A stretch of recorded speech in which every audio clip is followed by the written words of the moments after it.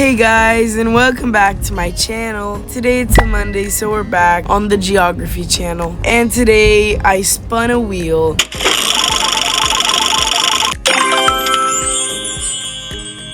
And as you can see, that wheel landed on Mozambique.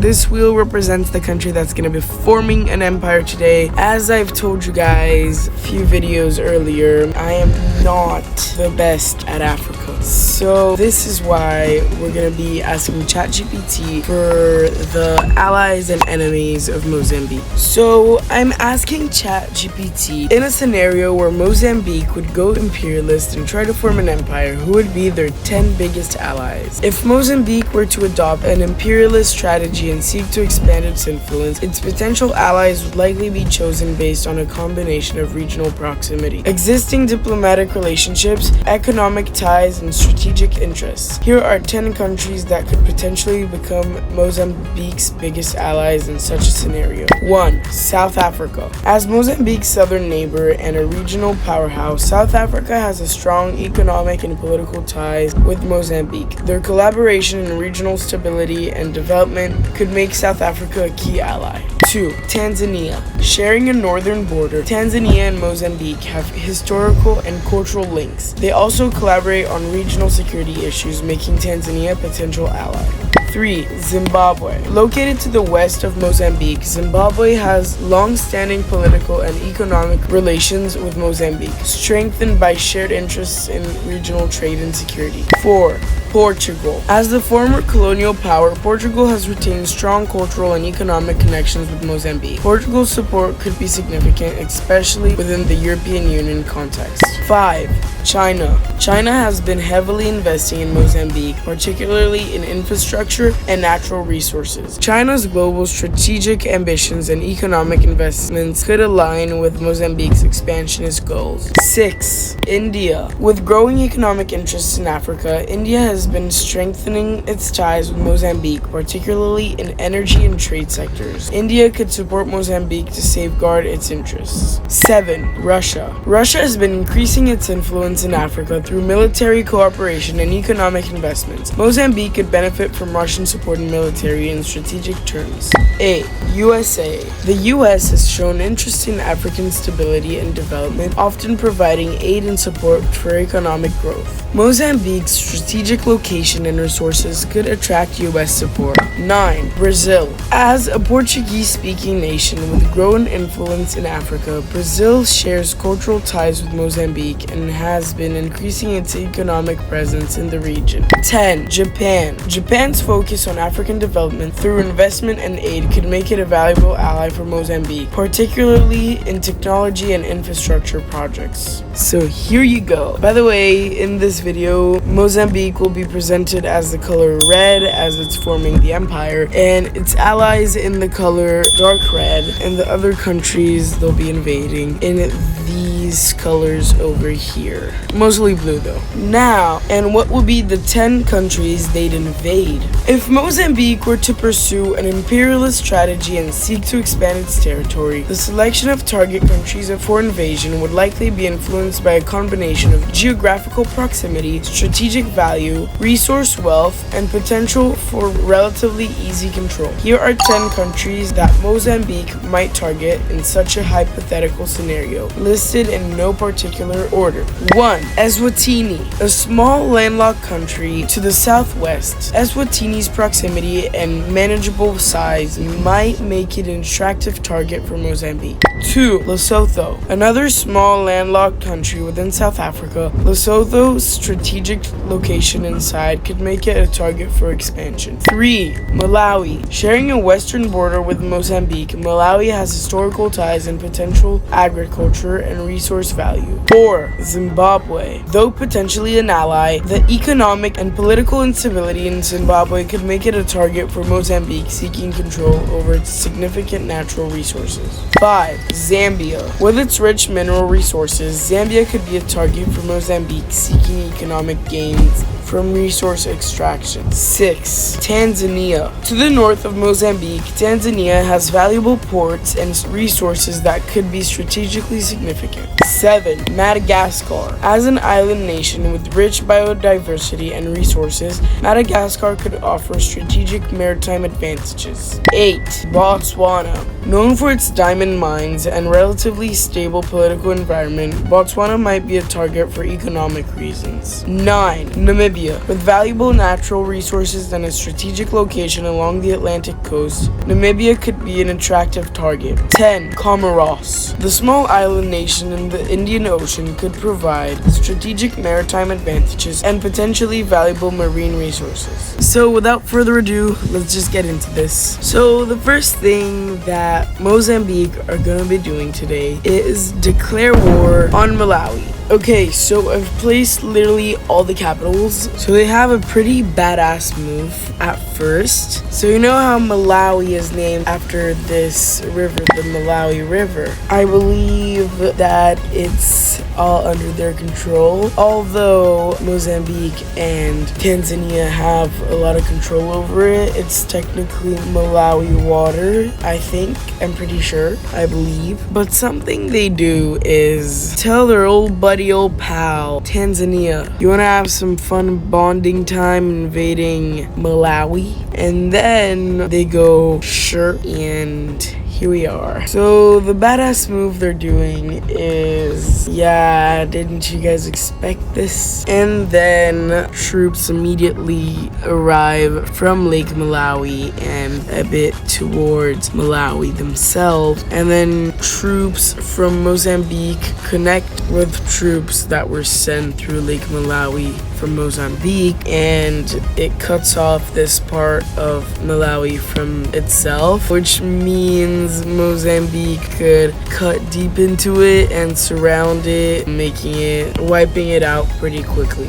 The fighting continues with Malawi's full-on determination to protect their capital until it gets surrounded and troops enter it, and then the rest of Malawi tries to stay strong. By the way, Malawi, beautiful country. I think it's stable, one of the only ones in Africa. I love you, Malawi. Really beautiful too. I saw that on maps. Malawi gets completely surrounded without any humanitarian aid through Zambia, which makes the rest of the people surrender. Now let's take a look at this peace treaty. So since the attack was mostly operated in the Mozambique side, Tanzania didn't get too much out of this peace treaty, but they still got a big bit.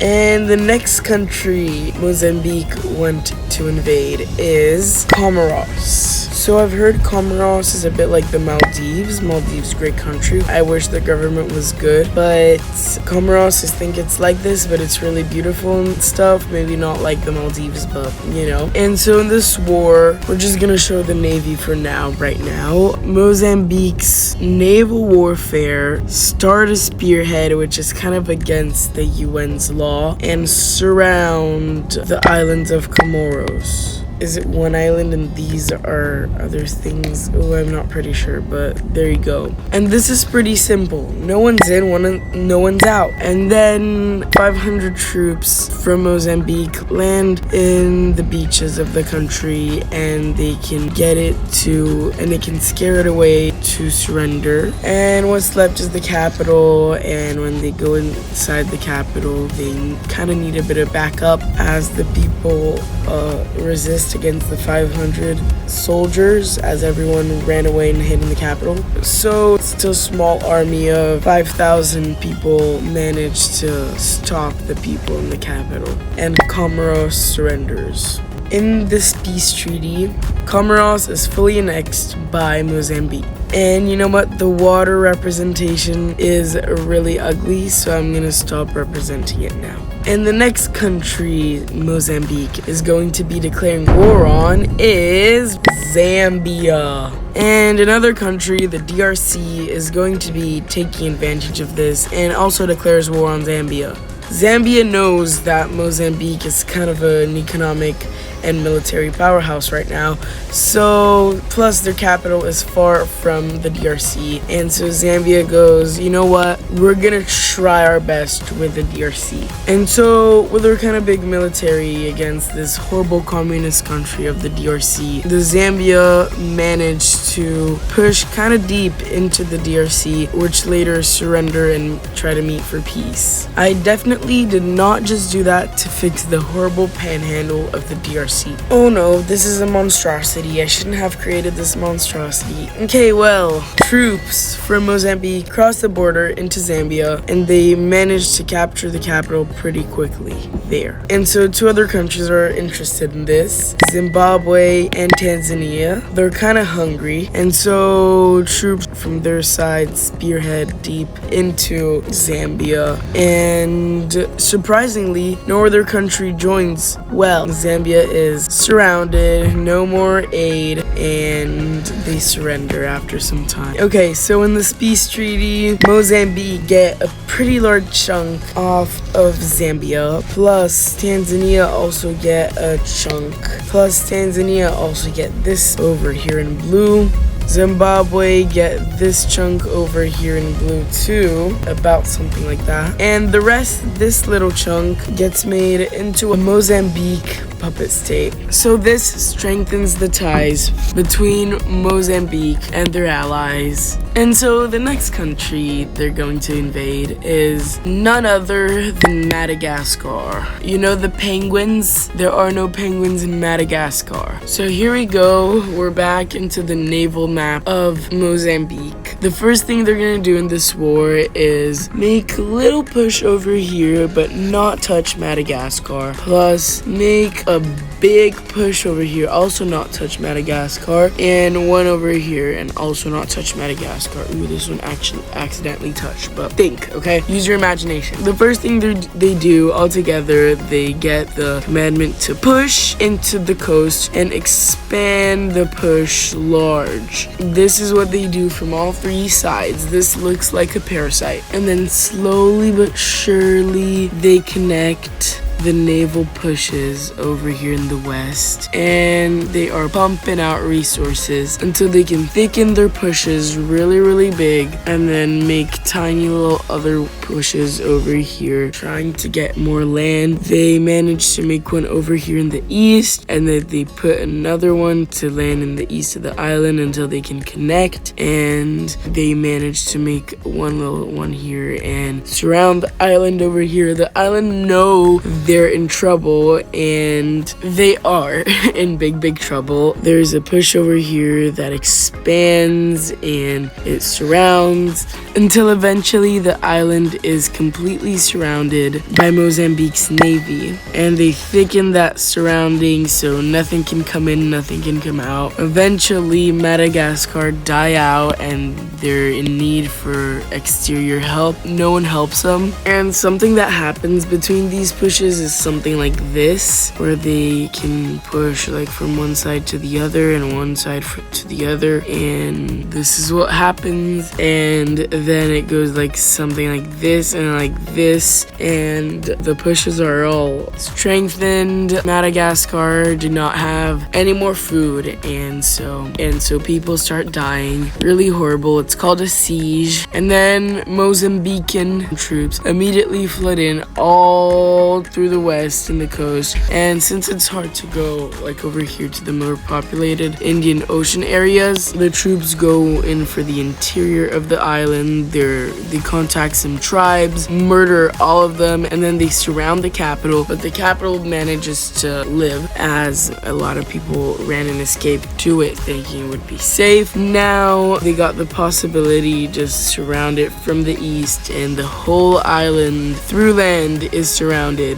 by Mozambique, and the northern part is cut off and quickly dies, and then the southern part takes a while to fall, and then the capital gets captured. Madagascar surrender. In this peace treaty, Madagascar gets fully annexed and becomes a province of Mozambique. And the next thing Mozambique do is declare war on Eswatini. They forgot to do it before. And so troops flood in from the south of Mozambique to the east of Eswatini towards the north and try to hit the west. They got the south, and then they can't cut them off from South Africa. South Africa, which used to be a really strong ally of Mozambique, condemn this invasion of Eswatini, and then Eswatini lose their capital and the rest of their territory, and they're forced to surrender. South Africa politically come out and say that they do not condone war, and they condemn what their ally of Mozambique did, and they place some light sanctions on them. How South Africa is going to be shocked when they ask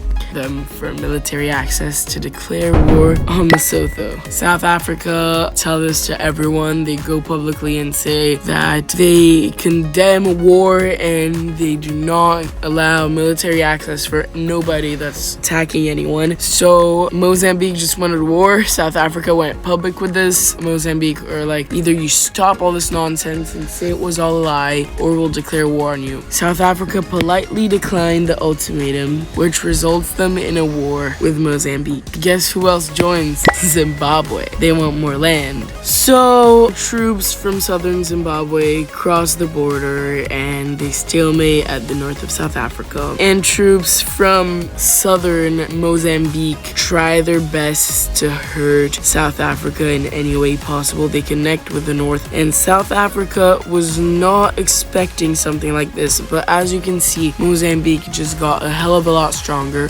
So that's how Mozambique is managing to do this, and they connect with Lesotho, and then they throw an ultimatum at Lesotho. They say either you join us, either you become our ally, or you die. And they're like, no, South Africa's surely gonna win this, bro. And then they declare war on each other, which means that immediately Mozambican troops come from the northeast and they surround the capital, eventually capturing it, and troops go towards the northern border with Botswana near this desert where not many people are patrolling, and they cut all supply routes from Botswana. And then they manage to capitulate all of Lesotho, and then they go in towards the south of South Africa and they finish the eastern job, except for this northeastern one, which gets easily wiped. And then this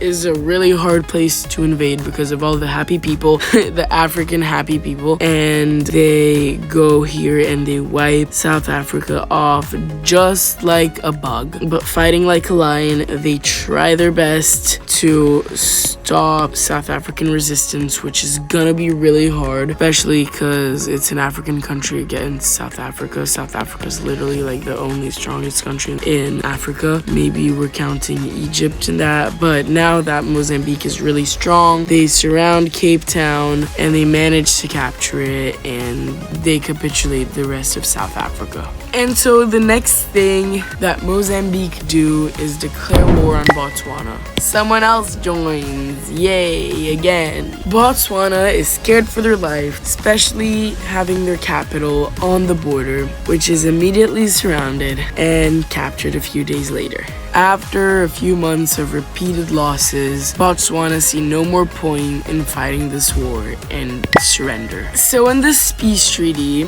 Zimbabwe annexed all this area in blue. They be getting thick. Plus, Mozambique got like literally all this area in blue. Literally all of Botswana except for that thing here. Except for these two boxes. So these two places had the option to either one of them join Namibia, 2, one of them be a puppet state of Mozambique and one of them join Namibia, 3, both of them get annexed into Mozambique, or 4, be annexed both by Brazil or the USA or Portugal. They chose the second option. One of them linked up and joined with Namibia, and the other one became a puppet state of Mozambique. The next thing Mozambique will do is declare war on Namibia. They want that territory back. And since this puppet state touches Namibia, it's forced to declare war on it. Oh, and I guess this one too, so there you go. Guess who else joins? becomes little old Zimbabwe. And so Namibia, also a great country for them. Their little panhandle over here is invaded by Zimbabwe and the puppet state over here to the north. Plus, it's finished by the rest of Mozambique. And this puppet state over here tries to make a little push with their tiny little military, which is really cute that they want to help. These pushes eventually get thicker and faster, and they push quickly into Namibia. Then the Namibian capital is reached and captured by Mozambique, making the rest of the country stumble over and surrender. So in this peace treaty, Zimbabwe annexed all of this big part of the panhandle that Namibia used to own. Plus, this puppet state got its bottom half back. Yay! This puppet state got this part for themselves, and I think that's it. Oh, I forgot, Mozambique annexed the rest. Just after, Mozambique do something that could be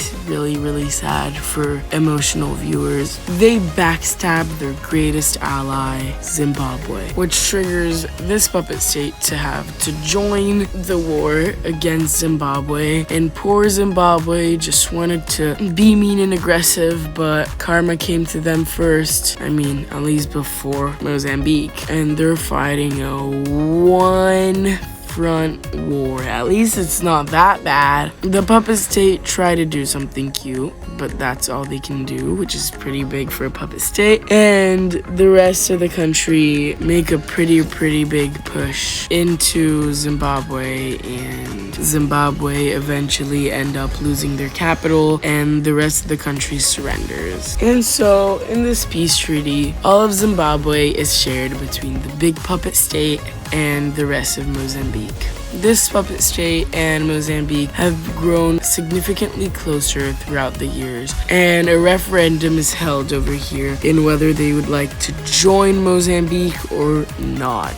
This eventually, it came out to be a 60-40% win. They are finally joined back with their closest ally, Mozambique. Next, this is gonna fight for its rights of independence. They're gonna go through kind of a little civil war over here, and the center of this country want to keep their sovereignty under Mozambique's control. Eventually, the Purple Rebel managed to encase all of the southern part of this puppet state, if you remember from a few minutes earlier. And this means Mozambique has to step in here, and they have to invade what was their ally to restore peace in the area. The blue understands that Mozambique just want to get bigger and stronger, and it was ugly to have a piece of a little square inside of them. So they unite with this light blue to push out into Namibian territory, and they declare themselves the Republic of Namibia. All troops coming from the east see this, they just go bam, like actually like this, and forced to sign peace, they get fully annexed. Okay guys, and now the last country that Mozambique are going to be invading is their ally, Tanzania. But they knew it was gonna happen one day. They try to fight back when troops come deep into their territory, but it doesn't work when they go and spearhead straight for their capital, and then they push deep and lose all their coastline, and they're stuck with desert except for this lake. So they go through the borders with Kenya, so they stop all humanitarian aid from Kenya, and then they go deep and surround the lake, and then they go here and surround that lake, and Tanzania is completely surrounded. And after some pushing, Tanzania surrenders. And so in this peace treaty, I'm gonna explain this mess over here later, but literally all of Tanzania was annexed by Mozambique, and these three blobs were forcefully expelled by the UN and said that they could choose whether they wanted to join Tanzania. That was the first referendum, and they all said no. Then they asked if they wanted to be independent, and they all also said no because they couldn't do this by themselves. And then they finally asked if this northern part would want to be part of Rwanda and the southern part be part of Burundi. And they all accept. And all these 3 countries look proper. They look happy. Okay guys, this was really fun. I hope you guys enjoyed this video as much as I did. I love you all so much, and I'll see you all in the next one. Bye!